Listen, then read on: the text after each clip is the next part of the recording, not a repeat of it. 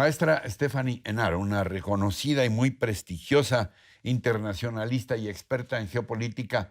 Antes que nada, mi público agradecimiento por tu disposición siempre tan generosa para estar en nuestros espacios, Stephanie. Muy al contrario, Ricardo, el agradecimiento es mío. Estoy muy feliz de estar nuevamente contigo. Maestra, es lo que acabamos de testimoniar, la crónica de una elección anunciada en los Estados Unidos, o hay algunas sorpresas en esta llamada intermedia. Yo te diría, Ricardo, que depende el cristal como se mire, porque si lo vemos desde la óptica de que en la boleta para los electores estaban Donald Trump y Joe Biden, sí era ya crónica de una elección anunciada, pero la sorpresa puede verse en que hasta el momento la victoria de los republicanos no ha sido tan apabullante como se esperaba. Esa famosa marea roja de que se hablaba, Así es. Fíjate, el o Senado la ola todavía roja más bien, sí, bueno. está muy parejo el Senado y en la Cámara de Representantes sí tienen ventaja, pero no tanta. Además de que faltan estados clave como Georgia, como Arizona, como Nevada, que pueden determinar el curso de esta elección. Ahora dime, ¿cuáles dirías que son los elementos fundamentales eh, sobre los cuales se tenía que pronunciar el electorado? ¿Biden y Trump como antagonistas fundamentales o algunos otros temas como el aborto, qué sé yo, algunos otros que hayan podido incidir en la toma de decisiones? Lo que más les importó a los votantes estadounidenses fue la inflación. Tenemos la inflación más alta en los últimos 40 años y esto está haciendo que en promedio las familias gasten $445 mensuales más de lo que gastaban hace un año. Entonces, ese es un tema importante. También la criminalidad, la inmigración han sido factores importantes para determinar esta elección y, ¿por qué no?, también referendos importantes como el uso de la marihuana recreacional, el aborto o la abolición de la esclavitud, que aunque ya pasó hace mucho en términos generales, todavía quedan trabajos forzados para las personas que están en prisión y que no reciben una remuneración. Entonces, son temas importantes que nos hablan de la manera en cómo está cambiando Estados Unidos. ¿Cómo se vislumbra la conformación de las cámaras de representantes y de senadores? ¿Y qué importancia tienen para lo que llamaríamos la gobernanza de un país? Estamos hablando del país todavía más poderoso de la Tierra. Mira, aunque Joe Biden pierda una cámara, esto le va a costar muchísimo porque de alguna manera es atarlo de pies y de manos. Todavía tiene muchas promesas de campaña por cumplir que va a ser muy difícil que lo logre porque ya no va a tener el control de ambas cámaras. Ahora, además de lo que esto puede implicar en materia de gobernanza, Ricardo, creo que tenemos que fijarnos en lo que significa en materia geopolítica. Los Sí. republicanos recuperan territorio y es de este territorio del que se va a partir para la guerra electoral en el 2024, por así decirlo. Entonces, este es el primer diagnóstico que tenemos Sí. ya rumbo a esa fecha, que por cierto ya Donald Trump dice que va a anunciar su candidatura la próxima semana. ¿Qué posibilidades tiene Biden de reafirmarse en la presidencia? ¿Y qué posibilidades tiene Donald Trump, en tu opinión, de regresar a la presidencia de los Estados Unidos? Bueno, yo creo que hay que aclarar que Donald Trump nunca se fue. Pudo haber Ah, perdido las elecciones, pero el trumpismo siguió, lo vimos, por ejemplo, en la Suprema Corte de Justicia, ¿no? Cómo seguían actuando los jueces que él ayudó a que llegaran a esa posición.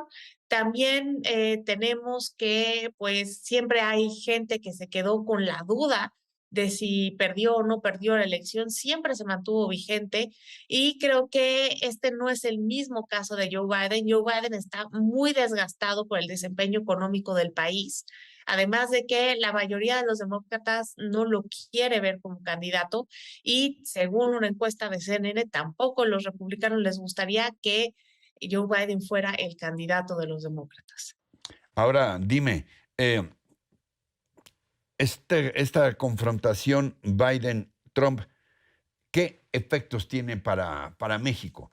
Porque se ha dicho, y no es algo tan novedoso, tampoco que el gobierno de México del presidente López Obrador tenía una mejor relación con Donald Trump que como la tiene ahora con Joe Biden. Por lo pronto da esa impresión de una mayor distancia, una menor empatía con Biden que había con Donald Trump.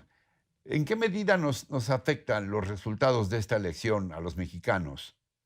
Mira, creo que la relación bilateral con la administración Biden empezó de manera complicada. Fue una relación que empezó en pandemia, con fronteras cerradas.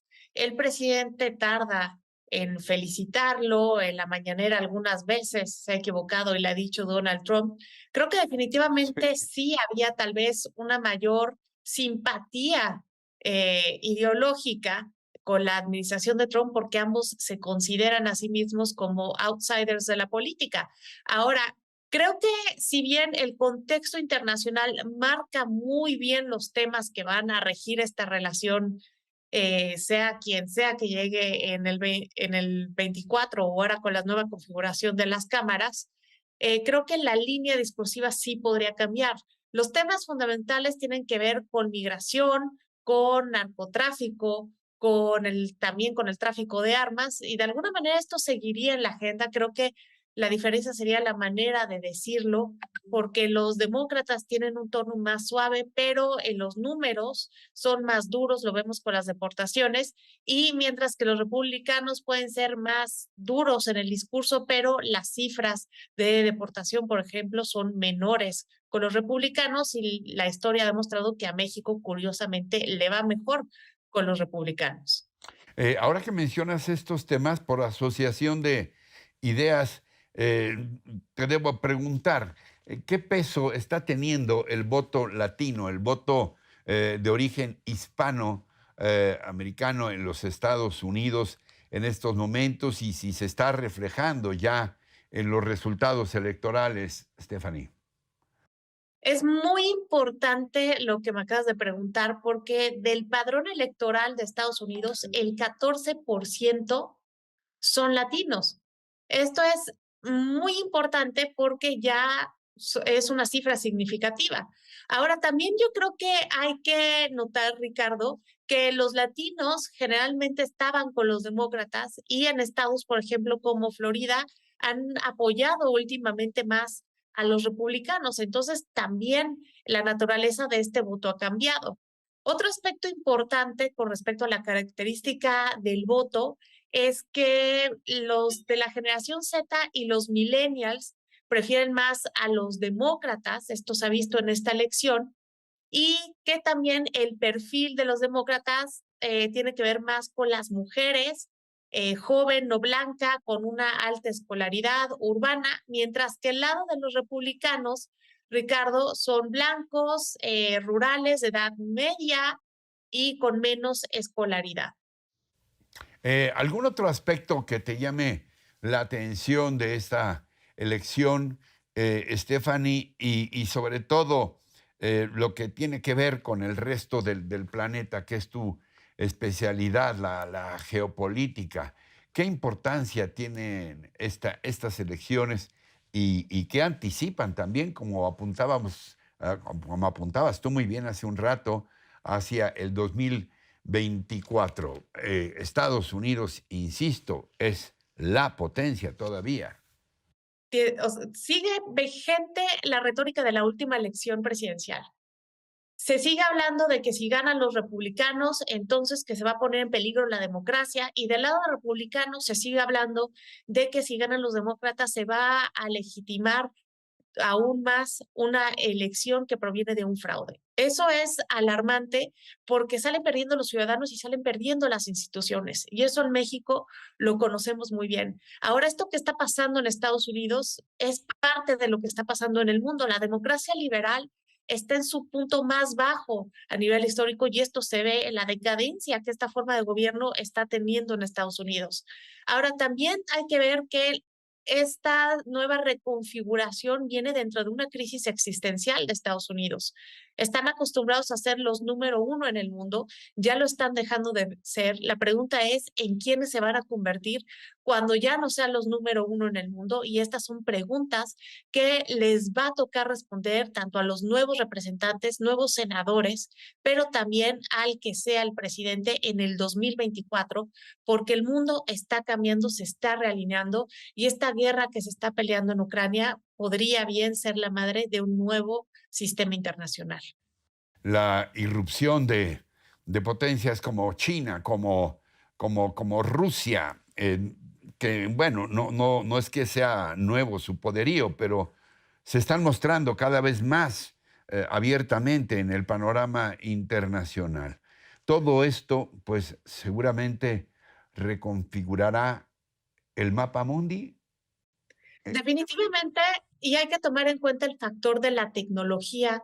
Ricardo, en este momento China lleva el Sí. liderazgo con el 5G, pero también hay otros países que van a emerger por esta tecnología, como Polonia o como Japón. Entonces, estamos hablando de un mundo que está cambiando y estamos entrando a un nuevo capítulo de la Sí. historia en donde la integridad territorial tal vez ya no esté garantizada. Stephanie Enaro, siempre aprendemos gratísimamente contigo. De verdad es un placer escucharte y gracias por todas las luces que nos das en este panorama que a veces tiene un tanto de sombras o de incertidumbres para nosotros. Gracias, Stephanie Enaro. Gracias a ti por tu sabiduría y por tu precisión. Gracias. Y gracias también a ustedes por su atención, su compañía y lo que más aprecio, su confianza en este espacio. Hasta la próxima, hasta siempre. Gracias.